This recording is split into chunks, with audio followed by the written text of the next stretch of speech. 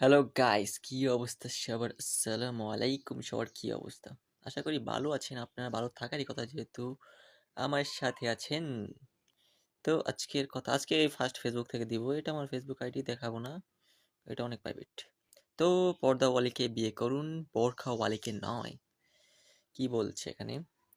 পর্দাওয়ালিকে বিয়ে করুন, বোরখাওয়ালিকে নয়। বোরখা শুধু কাপড়ের নাম, কিন্তু পর্দা হলো ঈমানের নাম। আজকাল অনেকেই শুধু মাথায় কাপড় নিলেই ভাবে আমার পর্দা হয়ে গেছে।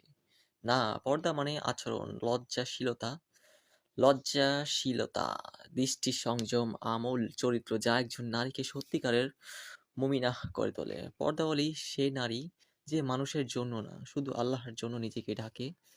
তার হাসিতে হায়া আছে, যা তার চলার শালীনতা আছে, তার হৃদয়ে তাকওয়া আছে। আর যারা দেখিয়ে দেখিয়ে বোরকা পরে কিন্তু আচরণে, কথায়, সোশ্যাল মিডিয়ায় হায়া নেই, সে পর্দার অর্থই বোঝে না।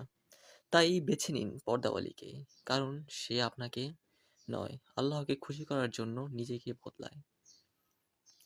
খুবই ইম্পর্টেন্ট আসলে বর্তমানে। মানে বোরকাওয়ালি আসলেই খারাপ। মানে কিছু বোরকাওয়ালি, মানে যারা এম নগ্ন থাকে, বা তাদের চেয়েও, বা তাদের কাজ যা প্রকাশ্যে অনেক খারাপ কাজ করে বেড়ায়, তাদের মধ্যে বোরকাওয়ালি যেগুলো আছে ওগুলো বেশি খারাপ ভাই। মানে আমি দেখছি তো কিছু আরকি, তাই।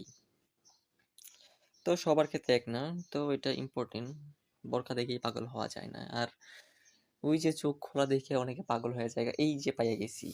বোরকার ভিতরে যে কি আছে আল্লাহই জানে। তো ভালো থাকবেন সবাই। আল্লাহ হাফেজ। দোয়া করবেন সবার জন্য। কারণ আপনি আরেকজনের জন্য দোয়া করলে সেই দোয়া আপনার কাছেই আসবেই। ভালো থাকবেন। আল্লাহ হাফেজ।